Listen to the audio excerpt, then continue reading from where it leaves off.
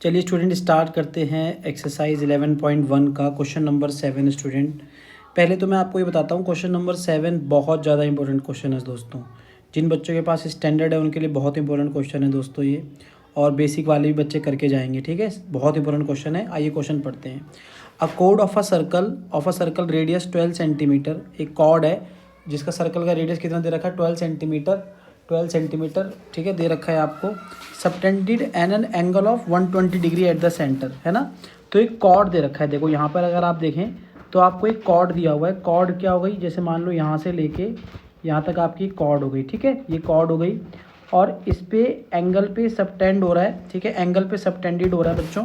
ठीक है, और एंगल कितना बना के दे रहा है बेटा, एंगल कितना दे रहा है, 120 डिग्री दे रहा है। सेंटर पे कितना एंगल बना हुआ है, 120 डिग्री दे रहा है। और कितना सेंटीमीटर रेडियस है, 12 सेंटीमीटर का रेडियस है। और सेंटर पे कितना एंगल दे रखा है आपको, 120 डिग्री सेंटर पे एंगल दिया हुआ है। ठीक है, समझ में आया। ठीक है, तो इसका नाम दे देते हैं, इसका नाम क्यू दे देते हैं, इसका नाम पी दे देते हैं, इसका नाम आर दे देते हैं। ठीक है, समझ में आया। तो हमें क्या करना है, एरिया निकालना है कोरस्पॉन्डिंग सेगमेंट का। तो कौन सा एरिया निकालना है बच्चों, देखो ये जो येलो वाला जो एरिया आप देख रहे हो, जो येलो वाला मैं बना रहा हूँ, देखो येलो वाला मैं शेड कर रहा हूँ ना, ये वाला जो एरिया ये आपको निकालना है। ठीक है, तो ये एरिया कैसे निकालेंगे आप, ठीक है, बहुत सिंपल तरीके से निकालेंगे। आइए करते हैं। देखो सबसे पहले अगर मुझे ये एरिया निकालना है तो मुझे क्या करना पड़ेगा, देखो सोल्यूशन नंबर 7 है ना। अगर ये मुझे एरिया निकालना है तो क्या करना पड़ेगा, है ना। तो अगर ये निकालना एरिया निकालना है, एरिया ऑफ कोरस्पॉन्डिंग सेगमेंट जो बना है, एरिया ऑफ कोरस्पॉन्डिंग सेगमेंट है ना जो बना है, वो अगर मैं एरिया निकालना चाहता हूँ तो मैं एरिया कैसे निकालूंगा, है ना, कैसे करूँगा, एरिया ऑफ सेक्टर निकालूंगा मैं पहले। एरिया ऑफ सेक्टर निकालूंगा। ठीक है, एरिया ऑफ सेक्टर में से मैं माइनस करूँगा एरिया ऑफ ट्राइंगल। क्या माइनस करूँगा, area of triangle P Q R minus कर दूंगा। ठीक है ना, समझ में आया। एरिया ऑफ सेक्टर में से माइनस करूँगा एरिया ऑफ ट्राइंगल, तो मेरा निकल जाएगा, क्या निकल जाएगा मेरा निकल जाएगा आपका एरिया ऑफ कोरस्पॉन्डिंग सेगमेंट निकल जाएगा। एरिया ऑफ कोरस्पॉन्डिंग क्या निकल जाएगा, सेगमेंट निकल जाएगा। ठीक है, तो सबसे पहले स्टूडेंट्स क्या काम करते हैं, एरिया ऑफ सेक्टर निकाल लेते हैं, है ना। तो अगर मैं एरिया ऑफ सेक्टर निकालूंगा तो एरिया ऑफ सेक्टर क्या होगा स्टूडेंट्स, फॉर्मूला क्या होता है, theta upon 360 pi r square, ये फॉर्मूला होता है। ठीक है, तो थीटा कितना हो गया आपके पास 120 डिग्री, ये कितना हो गया 360 लिखा हुआ है। पाई की वैल्यू कितनी यूज़ करनी है 3.14। आर की वैल्यू कितनी है हमारे पास 12 इंटू 12, यहाँ से पॉइंट हटाएंगे, यहाँ पे कितना आ गया 100। ठीक है, ये इससे कैंसिल हो गया, 12 1 जा 12, 12 3 जा 36, 3 4 जा 12, है ना, और 4 को इससे कैंसिल करें कितना आएगा 25। ठीक है, अब इसके बाद आगे चलते हैं। क्या बचा बच्चे हमारे पास, क्या बचा 314 ऊपर बचा, इंटू 12 बचा, अपॉन में कितना बचा दोस्तों 25 बचा, है ना। और ये कितना हो गया आपका सेंटीमीटर स्क्वायर, ये कितना आ गया आपका सेंटीमीटर स्क्वायर, है ना। अब 3145 को 12 से मल्टीप्लाई करो, 2 4 जा 8, 2 1 जा 2, 2 3 जा 6, ये कितना आ जाएगा 314। ऐड करेंगे 8 6 7 3, है ना।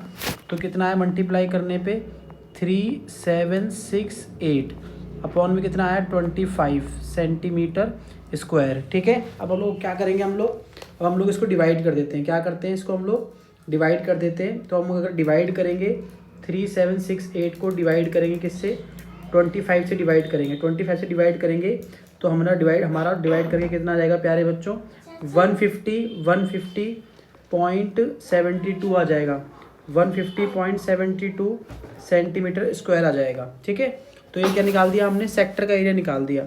अब हमारे पास ट्राइंगल देखना है हम लोगों को कि हमारे पास ट्राइंगल किस टाइप का था। देखो ट्राइंगल ये बना था ना, ये ट्राइंगल था हमारे पास, ये ट्राइंगल है हमारे पास, और ये एक ट्राइंगल है हमारे पास। ठीक है, और इस ट्राइंगल की कितनी डिटेल्स दे रखी थी, यहाँ पे आपको 12 दे रखा है, यहाँ पे आपको 12 दे रखा है, ये आपको 120 दे रखा है, ये आपको कितना दे रखा था 120। ठीक है, अब आपको एरिया निकालना था। देखो तो एरिया निकालने के लिए क्या करेंगे हम लोग, यहाँ पे क्या करेंगे, जैसे देखो ये दो साइड इक्वल है ना, तो ये दो साइड इक्वल है, तो हमने क्लास 9 में पढ़ा था कि जब दो साइड्स इक्वल होते हैं तो उनके आमने सामने के एंगल क्या होते हैं, बराबर होते हैं, इक्वल होते हैं ना, इनका नाम दे रखा था। तो यानी कि अगर ये दो साइड इक्वल है, यानी कि क्या होगा प्यारे बच्चों, ये वाला एंगल पी वाला एंगल, ये वाला एंगल, इस साइड के एंगल इक्वल, ये वाला एंगल इक्वल, ये दोनों एंगल क्या हो जाएंगे, इक्वल हो जाएंगे। क्या हो जाएंगे, दोनों एंगल ये इक्वल हो जाएंगे। यानी कि अगर यहाँ पे देखें तो एंगल पी है ना, प्लस ये वाला देखेंगे यहाँ पर तो कितना हो जाएगा ये वाला एंगल P है ना plus angle Q plus angle R, तीनों कितने डिग्री के हो जाएंगे बच्चों? 180 डिग्री के बराबर हो जाएंगे। ठीक है, एंगल P कितना दे रखा है? एंगल P हमारे पास नहीं है। अगर मैं लेट कर लेता हूँ यहाँ पे, मान के चलो एंगल P और एंगल R को मैंने x मान लिया। ठीक है, x मान लिया तो ये x हो गया। एंगल Q कितना हो गया? 120 डिग्री हो गया। एंगल R कितना हो गया? x हो गया और इक्वल टू 180 डिग्री हो गया, 180 डिग्री हो गया। ठीक है, तो ये कितना आ गया आपको? x और x करेंगे तो कितना आ गया? 2x प्लस ये कितना आ गया? 120 इक्वल टू कितना आ गया? 180। तो यहाँ पे कितना आ जाएगा? 2x, 120 को उधर भेज दो, 180 माइनस का कितना आ गया? 120, तो कितना आ गया? 2x इक्वल टू ये कितना आ गया स्टूडेंट्स आपके पास? ये आ जाएगा आपके पास 60 है ना। और इसको कैंसिल आउट कर देंगे, तो कैंसिल आउट करेंगे तो क्या होगा? कैंसिल आउट करेंगे तो x की वैल्यू कितनी आ जाएगी आपकी? 30 आ जाएगी। x की वैल्यू कितनी आ जाएगी आपके पास?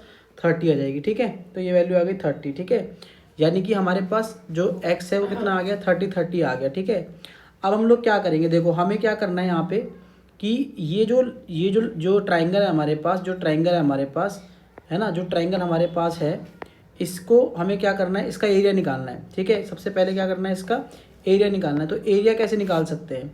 एरिया निकालने के लिए हमारे पास क्या होना चाहिए?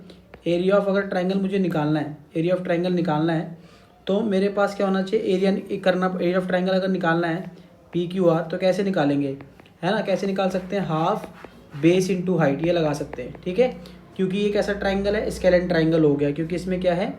एंगल अलग अलग आ गए। ठीक है ना। ठीक है, अब क्या करेंगे? देखो हमारे पास बेस तो पता है हम लोगों को, PR कितना था हमारे पास? PR तो नहीं पता, ये नहीं पता हमको, तो ये हमें नहीं पता। देखो ये मैं ना आपको दूसरे मार्कर से मार्क करके दिखाता हूँ। देखो ये वाला जो है आपका, ये हमको नहीं पता, ये वाला मैं दूसरे मार्कर से मार्क करता हूँ, यस। ठीक है, ये वाला हमको नहीं पता है। ठीक है, एक तो हमें PR निकालना पड़ेगा, है ना, क्योंकि PR हमारा क्या है? बेस है ना। तो देखो PR, एक तो हमें क्या निकालना पड़ेगा? PR निकालना पड़ेगा, है ना। और एक हमें क्या निकालना पड़ेगा? 1/2 बेस की जगह मैंने क्या लिखा? PR निकालना पड़ेगा, है ना। और अगर मुझे हाइट निकालनी है तो क्या करना पड़ेगा? हाइट निकालने के लिए क्या करना पड़ेगा? ये वाला एंगल निकालना पड़ेगा, यानी कि आपको, अगर मैं यहाँ पे मान लूँ n मान लूँ, तो मुझे QN निकालना पड़ेगा। ठीक है ना। लेकिन पहले क्या करना पड़ेगा? पहले हमें दो ट्राइंगल लेके कॉन्ग्रुएंट प्रूफ करना पड़ेगा। देखो कैसे प्रूफ करेंगे कॉन्ग्रुएंट, आइए प्रूफ करना स्टार्ट करते हैं। देखो मैं आपको बताता हूँ कैसे प्रूफ करेंगे। जैसे दो ट्राइंगल आपने लिए, कौन कौन से ट्राइंगल है आपके? ये वाला ट्राइंगल, ये वाला ट्राइंगल, ये वाला ट्राइंगल, यानी कि ये Q हो गया, ये P हो गया, ये N हो गया।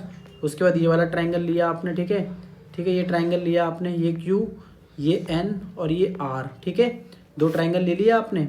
ठीक है, अब देखो यहाँ पे अगर आप देखेंगे तो ये PQ वाली साइड बराबर हो गई, है ना। और PN, हाँ PN इक्वल टू NR हो गया। ठीक है, ठीक है, और QN इक्वल टू QN क्या हो गया? कॉमन आ गया। तो यहाँ पे लिख लो, पहले लिखो in triangle PQN and triangle लिखोगे RNQ, दो ट्राइंगल लिख दिए, है ना। अब आप क्या लिखोगे? PQ इक्वल टू कितना हो जाएगा आपका? QR, है ना। ठीक है, ठीक है, ये किससे हो गया? राइट हैंड साइड से हो गया। ठीक है, फिर उसके बाद क्या होएगा आपका? ठीक है, फिर क्या हो गया आपका? QN इक्वल टू QN, है ना। ये हो गया रेडाई, है ना, रेडाई में हो गया, है ना, रेडाई ऑफ सर्कल। और ये क्या हो गया आपका? कॉमन हो गया। ठीक है, ये कॉमन हो गया। ठीक है, ये H हो गया। उसके बाद S निकालेंगे तो PN इक्वल टू क्या हो गया? NR। ठीक है, ठीक है, PN इक्वल टू क्या हो गया? NR, है ना, परपेंडिकुलर वाला सीन। ठीक है, तो हमने क्या करा? बाय RHS, हमने क्या करा? बाय RHS से क्या किया? RHS rules of congruency, RHS rules of congruency से क्या करा? दोनों जो ट्राइंगल हैं, यानी कि जो ट्राइंगल आपका कौन कौन से था प्यारे बच्चों? जो ट्राइंगल आपका PQN था, PQN जो था ट्राइंगल, एंड ट्राइंगल PQN, और दूसरा ट्राइंगल कौन सा था? RQN, है ना, RQN, है ना, ट्राइंगल RQN। दोनों ट्राइंगल को क्या कर दिया हमने? कॉन्ग्रुएंट प्रूफ कर दिया, है ना। तो देयरफॉर दोनों ट्राइंगल क्या हो जाएंगे? कॉन्ग्रुएंट प्रूफ हो जाएंगे, है ना। दोनों ट्राइंगल कॉन्ग्रुएंट हो गए। ठीक है ना, क्या हो गए? दोनों ट्राइंगल क्या हो गए आपके? कॉन्ग्रुएंट प्रूफ हो गए। अब हमें पता है अगर कोई भी ट्राइंगल कॉन्ग्रुएंट प्रूफ हो जाता है तो उसके जो एंगल्स होते हैं वो एंगल भी इक्वल हो जाते हैं, है ना। उसके जो कोरोस्पोंडिंग एंगल्स होते हैं वो इक्वल, यानी कि PQN जो होगा वो RQN के बराबर हो जाएगा। ठीक है ना, दोनों एंगल सेम हो जाएंगे, तो इसको x मान लिया। ठीक है, तो अगर मैं पी क्यू आर एंगल में लिखूँ, पी क्यू आर एंगल में दोनों चीज़ें क्या हैं, एक आपका पी क्यू एन है और दूसरा कौन सा है, आर क्यू एन है ना। तो ये कितना आ गया आपका 120, ये भी एक्स और ये भी एक्स, तो कितना आ गया 120 इक्वल टू कितना आ गया 2x। इसको इससे कैंसिल आउट कर दो तो x इक्वल टू कितना आ गया आपके पास 60 आ गया, x इक्वल टू कितना आ गया आपके पास 60 आ गया। समझ में आया, ठीक है। जब x 60 आ गया इसका मतलब क्या है, ये जो एंगल है, ये जो एंगल जो आपने लिया है ये 60 के एंगल है ना, 60 के एंगल है, तो ये एंगल पता लग गया, ठीक है। यानी कि अगर मैं यहाँ पे ट्रायंगल लेता हूँ, ठीक है, एक छोटा ट्रायंगल अगर मैं यहाँ लेता हूँ, ये वाला ट्रायंगल लेता हूँ मान के चलो, ठीक है, तो ये कौन सा एंगल हो गया, ये वाला एंगल हो गया Q, ये P हो गया और ये N हो गया। तो ये वाला एंगल कितना है बच्चों, ये वाला 60 डिग्री का एंगल है ना। अब अगर मुझे ये दे रखी है साइड कौन सी दे रखी थी, ये 12 दे रखी थी, तो मैं क्या निकाल सकता हूँ, क्या लगा के निकाल सकता हूँ, बेस अपॉन हाइपोटेन्यूज, कॉस लगा सकता हूँ, कॉस थीटा लगा सकता हूँ in triangle P Q N, cos theta लगा सकता हूँ। तो cos 60 degree equal to P N upon में कितना हो जाएगा P Q, P N upon में पी क्यू हो गया। कॉस 60 डिग्री क्या होता है, सबसे पहले आपको कॉस 60 डिग्री कितना होता है, साइन 30 डिग्री कितना होता है 1/2, तो कॉस 60 डिग्री हो जाएगा 1/2, ठीक है। और पी एन कितना दे रखा है, पी एन हमको नहीं पता है। पी क्यू कितना दे रखा है स्टूडेंट्स, पी क्यू दे रखा है आपको 12, तो इसको इससे कैंसिल आउट कर दीजिए। तो पी एन कितना आ गया आपका 6, पी एन कितना आ गया आपका 6 है ना, पी एन 6 आ गया 6 सेंटीमीटर, ठीक है। ऐसे ही क्या करेंगे हम लोग क्या निकाल सकते हैं, इसी तरीके से हम लोग अगर दूसरा ट्राइंगल निकालेंगे तो उसमें क्या आएगा साइन P/H है ना, तो ये P/H होगा, P अपॉन में H ये होगा है ना। तो साइन 60 डिग्री यहाँ से हम ये भी निकाल सकते हैं है ना, P/H है ना, लेकिन हम लोग साइन नहीं लगाएंगे इसमें क्या लगेगा, ये बेस हो जाएगा या हाइपोटेन्यूज हो जाएगा है ना। ये साइन 60 डिग्री कॉस 60 डिग्री हो गया 6, तो ये पी एन निकल गया। साइन 60 डिग्री निकालेंगे तो क्या आएगा, साइन 60 डिग्री हो जाएगा हमारे पास P/H, तो perpendicular upon hypotenuse. Sine 60 degree कितना होता है √3/2 है ना, और परपेंडिकुलर क्या हो गया PN अपॉन में कितना हो गया PQ है ना। तो ये PN कितना दे रखा है आपको, PN कितना निकाला आपने 6, और PQ कितना है हमारे पास हमें नहीं पता, ठीक है। तो हम सीधी सी बात है क्या करेंगे, PQ को यहाँ भेज दो, 2 6 12, ये कितना हो गया √3, यहाँ पे रैशनलाइज कर दिया, रैशनलाइज करके कितना आ गया हमारे पास PQ की वैल्यू कितनी आ गई 12√3 अपॉन में कितना आ गया 3, ठीक है, 12√3 अपॉन में कितना आ गया 3, ठीक है, समझ में आया। इस तरीके से कर लेंगे, ठीक है। तो ये अब हमारे पास कितना आ गया, इसको इससे कैंसिल करेंगे 4√3 आ गया, तो ये हो गया हमारे पास 4√3, तो PQ भी आ गया हमारे पास 4√3 है ना। PQ तो हमने निकाल दिया था ना, हाँ PN QN निकालना था हम लोगों को। QN कैसे निकालोगे, देखो ये अगर आपका परपेंडिकुलर है, ये आपका बेस है, ये आपका हाइपोटेन्यूज है, तो कॉस लगाना पड़ेगा इसमें स्टूडेंट्स है ना।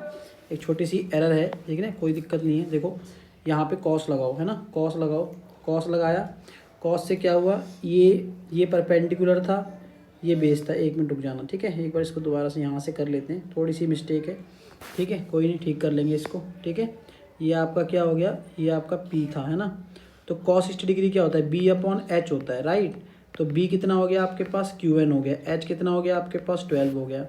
cos 60 डिग्री क्या होता है 1/2, QN मुझे निकालना है, तो QN का QN हो गया, ये 12 हो गया, इसको इससे कैंसिल किया, तो यहाँ पे जो QN की वैल्यू है वो कितनी आ गई आपके पास 6 सेंटीमीटर आ गई है ना। अब हमें क्या निकालना है, हमें निकालना है ये वाला PN भी निकालना है। तो PN निकालेंगे तो क्या करेंगे, इसके लिए साइन 60 डिग्री करेंगे। साइन 60 डिग्री क्या होता है P/H, तो ये कितना आ गया आपका PN अपॉन में क्या आ गया PQ, ठीक है। कॉस साइन 60 डिग्री कितना होता है, साइन 60 डिग्री होता है हमारे पास √3/2 स्टूडेंट्स है ना। साइन 60 डिग्री कितना होता है √3/2, ठीक है। और ये PN कितना हो गया हमारे पास, PN हमको नहीं पता, तो PN निकालना है, तो PN का PN लिख देते हैं। ये कितना है हमारे पास स्टूडेंट्स 12, तो यहाँ पे लिख दिया मैंने 12, ठीक है। इसको इससे कैंसिल आउट किया 6, तो PN इक्वल टू कितना आ गया 6√3 आ गया, ठीक है, 6√3 आ गया PN, ठीक है। तो यानी कि हमने क्या निकाला, देखो ट्रायंगल के अंदर जो मेरा ट्रायंगल बनाया था हमने ऐसे करके, उसमें ये हमारा P था, ये हमारा Q था, ये हमारा R था, ये हमारा N था है ना। तो PN यहाँ से लेके यहाँ तक हमने निकाला 6√3, तो ये भी 6√3 ही होगा है ना, क्योंकि ये मीडियन हो गया एक तरीके से। तो मीडियन क्या करता है, बेस को 2 इक्वल हाफ में डिवाइड करता है, यानी कि ये पूरी लेंथ कितनी आ जाएगी आपकी 12√3 आ गई, ठीक है। बेस तो आ गया आपका 12√3 है ना, बेस आ गया, ठीक है। और अगर आपको हाइट निकालनी है तो हाइट कितनी निकाली हमने, क्यू एन की वैल्यू क्या निकाली थी स्टूडेंट्स, क्यू एन निकाला था हमने 6 सेंटीमीटर। बस अब हम लोग क्या कर देंगे, एरिया निकाल देंगे, area of triangle PQR equal to 1/2 base into height. ठीक है, अब ये कितना आ गया, 1/2 बेस कितना आ गया आपके पास 12√3 इंटू हाइट कितना आ गया आपके पास 6।